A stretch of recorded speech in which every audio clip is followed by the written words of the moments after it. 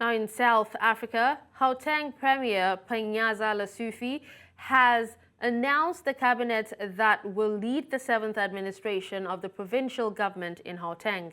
The new provincial cabinet was announced on Wednesday evening after uncertainty and 2 abrupt postponements. The provincial executive is constituted of members from different political parties forming a government of provincial unity. Lesufi's new cabinet excludes members of the Democratic Alliance DA after the party announced it will not form part of the provincial government of unity after failing to reach an agreement with the African National Congress. Now joining us on the news to discuss this is a political analyst from Gauteng in South Africa, Sandile Swana. Hello Sandile, thank you so much for joining us at this time. Thank you for inviting me. All right, so what is your take on the Gauteng cabinet without the DA?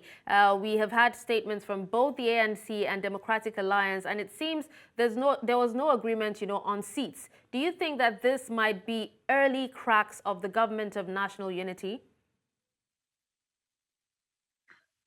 Thank you. The issue, of course, is that the approach of the African National Congress as a whole, nationally and now provincially, by and large was to design the GNU in such a way that it is large enough to survive the departure of any partner other than the ANC itself.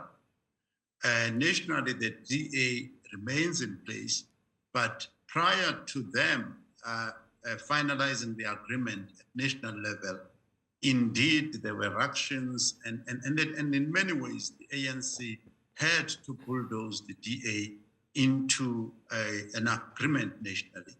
And however, that approach did not work here, and I think the differences are much sharper here in Gauteng than nationally.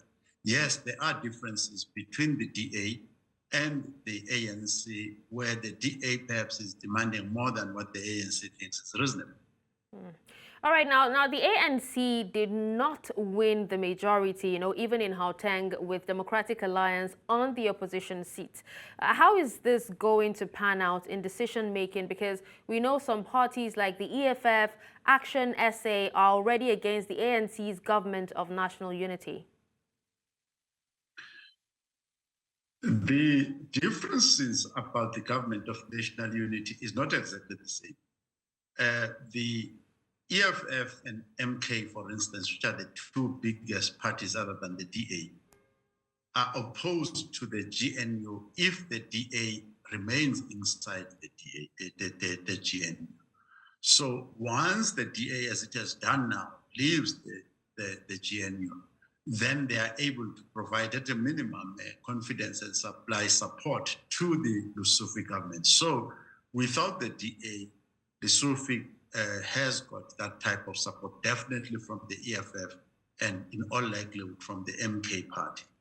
The Action SA has got different issues that it is objecting to, but at the same time, it was also objecting to the DA itself because they had another conflict with the DA.